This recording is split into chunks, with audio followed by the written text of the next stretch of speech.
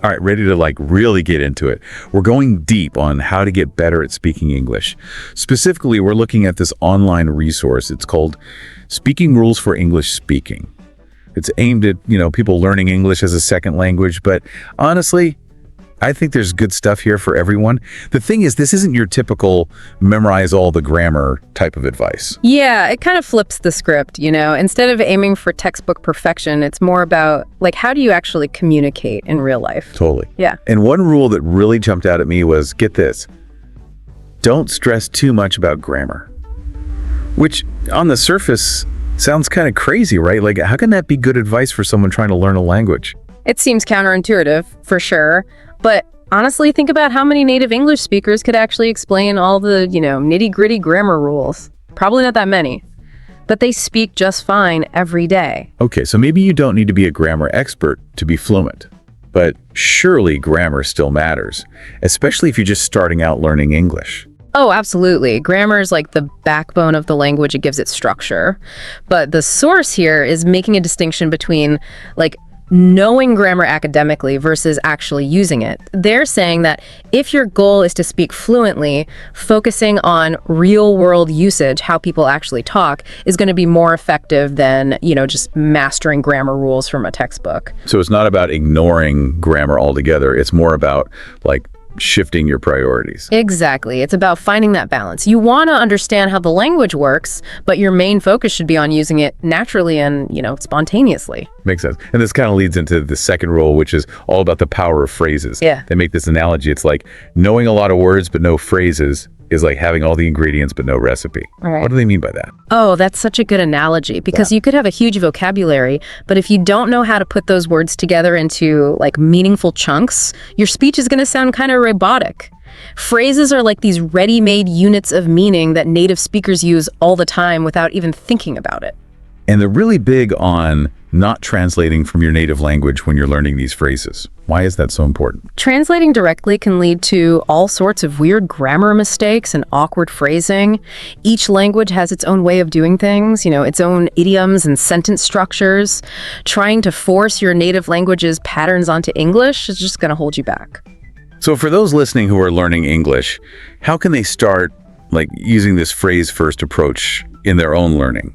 Start paying attention to how native speakers actually talk. In movies, TV shows, podcasts even.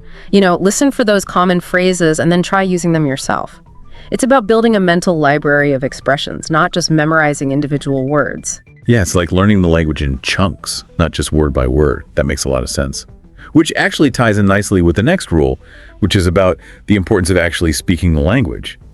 They're saying you can't become fluent just by passively absorbing it. This gets into some really cool stuff about how we acquire language. The source mentions the natural order of language learning, which is listening, babbling, then speaking, and then finally reading and writing. But for a lot of English language learners, that order is flipped, right? We often start with reading and grammar rules before we even try speaking. Exactly. And there's a reason for that. When you're learning a second language, especially in a classroom setting, you need that foundation, that understanding of the written language and basic grammar. But the point is, reading and listening alone won't get you to fluency. You gotta practice speaking out loud, even if it feels a little awkward at first. So, what are some ways our listeners can actually get more speaking practice into their routine, even if they don't live in an English-speaking country? There are so many options. One of the best is to find a language exchange partner online. Someone learning your native language who wants to practice English with you. There are also tons of language learning apps with speaking exercises. Some even connect you with native speakers for conversations. That's awesome. Even just recording yourself speaking English and then listening back can be super helpful. Absolutely. The main thing is to just create opportunities for yourself to use the language out loud. And don't be afraid of making mistakes. They're honestly a crucial part of learning. Right, mistakes are how we learn. Speaking of creating opportunities, that takes us to the fourth rule, which is all about immersion. They make this really cool statement. They say anyone can learn a language regardless of intelligence. It's not about being smart. It's about being surrounded by the language. Yeah, and that's where the idea of immersion comes in. Now, it doesn't have to mean packing up and moving to an English-speaking country. While that would definitely be effective, there are other ways to do it. So for those of us who can't just hop on a plane, How can we create that kind of immersive environment at home? It's all about making English a regular part of your daily life. Listen to English music, podcasts, audiobooks while you're commuting, doing chores, whatever. Watch movies and TV shows with English subtitles, or even better, without subtitles once you're comfortable enough. They actually mention a specific tool that can help with this. It's called the Talk English Offline version. What makes this so effective? It's designed to give you that feeling of being in an English-speaking environment, even if you're not. It has tons of audio lessons and interactive exercises, so you can practice listening and speaking even when you're offline. It's a great way to supplement your other learning and just have that constant exposure to the language. It's like having a little pocket of English-speaking world right at your fingertips. Yeah. And that actually ties in perfectly with the fifth and final rule, which is all about choosing the right learning materials. That's right. And we'll be diving into that in more detail in the next part of our deep dive. But the main takeaway here is that not all learning materials are created equal. Some are just better for developing spoken fluency than others. There's definitely a lot to unpack there, and I'm looking forward to hearing your insights on what makes certain materials more conducive to spoken fluency. But for now, we'll leave our listeners with that to think about. Stay tuned for part 2, where we'll be exploring the world of choosing the right resources to help you on your journey to speaking English more confidently and fluently. So before we took a little break there, we were getting into this idea of being choosy about the resources we use for learning English. It's like not all learning materials are created equal, right? Yeah, totally. It's like you wouldn't use a hammer to screw in a light bulb, right? The right tool for the job makes all the difference. Exactly. So when it comes to developing spoken fluency, are there any red flags, things that might signal a resource isn't the best fit? Well, one big red flag is if the material is super heavy on outdated or overly formal language. You want to sound like a normal person talking today, not, someone from a Shakespeare play. Right. I'd much rather be able to chat with someone at the coffee shop than, recite a sonnet. Exactly. So ditch the dusty grammar books and go for things like modern novels, blogs, podcasts, even YouTube videos, stuff that reflects how people actually speak today. This makes me think about all those grammar textbooks that are all about achieving perfect English. Are they totally useless then? I wouldn't say useless. They can be helpful for building a foundation, But going back to that first rule we talked about, don't get too bogged down in all the tiny details. Fluency is about communication, not, grammatical perfection. So it's about finding that balance. Yeah. Knowing enough grammar to get by, but not letting it become the main focus. It's more about putting those grammar rules into practice, like in real conversations. Exactly. And that actually brings us to another important point the source makes, and it's don't be afraid to make mistakes. In fact, they're a necessary part of the learning process. Which I think is so reassuring to hear, because I know a lot of us, myself included, can get really hung up on trying to speak perfectly right from the start. It's a super common thing, but the truth is, even native English speakers make mistakes all the time. The key is to shift your mindset. See those mistakes not as failures, but as opportunities to learn and grow. Instead of cringing every time you stumble over a word or phrase, try to see those moments as signs that you're actually using the language, pushing yourself out of your comfort zone. Totally. And honestly, the more you practice, the fewer mistakes you'll make. It's just a natural part of the process. Now, you mentioned earlier that choosing the right resources also means thinking about your specific goals for learning English. Can you dig into that a bit more?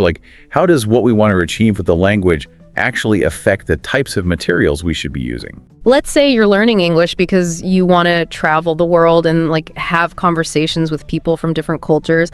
The language you'll need for casual chats at a hostel or market is going to be pretty different from the language you might need for, say, a business presentation. Makes sense. So someone prepping for that backpacking trip might want to prioritize learning everyday slang, idioms, conversational phrases. They could watch travel vlogs, listen to pop music, even read blogs about backpacking. Exactly. And someone who's aiming to work in an international business setting might focus more on formal vocabulary, industry-specific jargon, business English idioms. They might read business news articles, industry journals, even TED Talks. So it's kind of like choosing the right outfit for the occasion, right? Yeah. You wouldn't wear a tuxedo to a beach party or a swimsuit to a board meeting. That's a great analogy. It shows how important it is to be intentional with your language learning.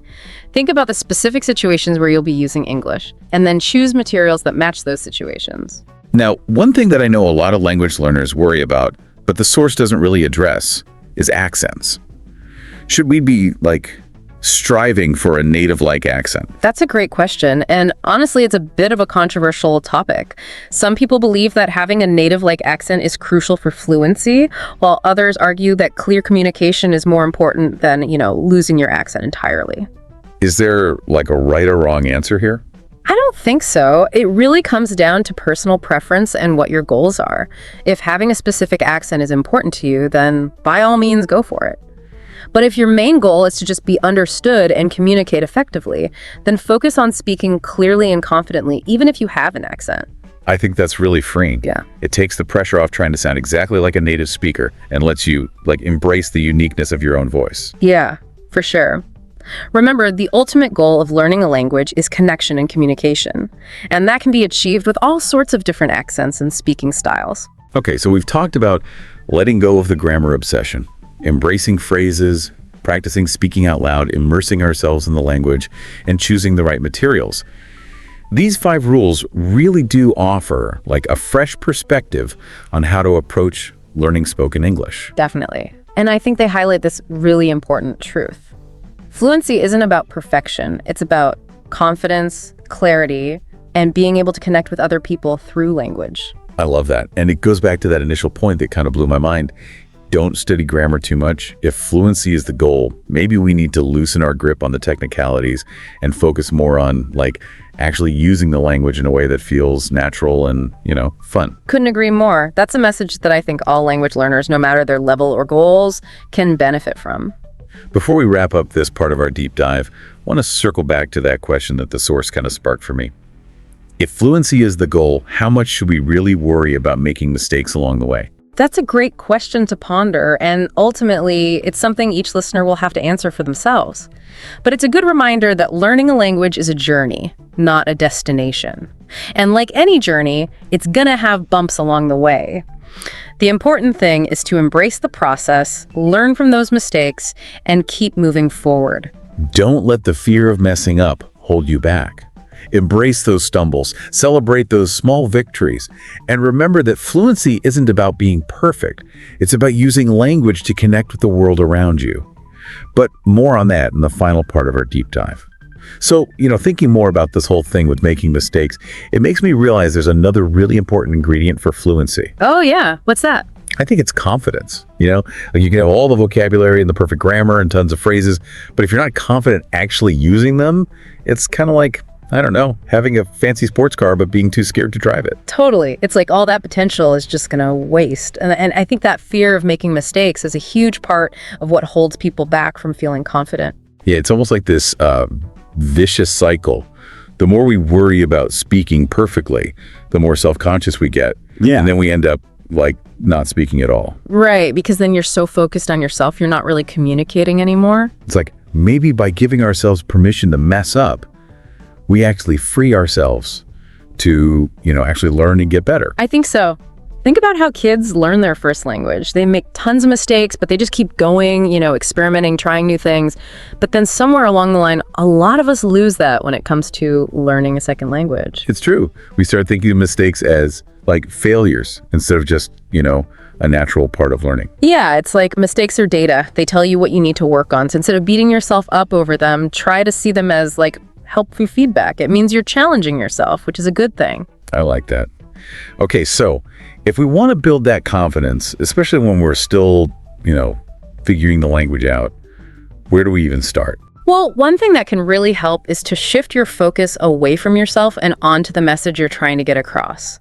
So instead of worrying about how you sound, just focus on connecting with the other person, sharing your ideas, your experiences, It's like get out of your own head and just be present in the conversation. Exactly. When you're genuinely engaged with what you're talking about, the fluency just kind of naturally follows. It's kind of like that saying, dance like nobody's watching, but for speaking. I love that. It really is. It's about letting go of that self-judgment and just enjoying the act of communicating. This has been such a cool conversation. We've debunked the myth that you need perfect grammar to be fluent. We've talked about how powerful phrases are, the importance of actually speaking out loud, and we've even redefined our relationship with mistakes.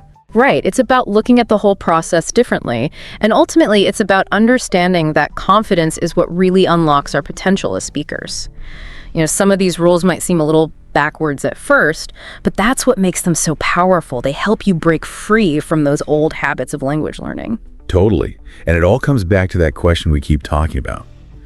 If fluency is the goal, how much should we really stress about making mistakes? Oh, yeah. What do we think about that now, after all this? What are your final thoughts on that? I think it comes down to this.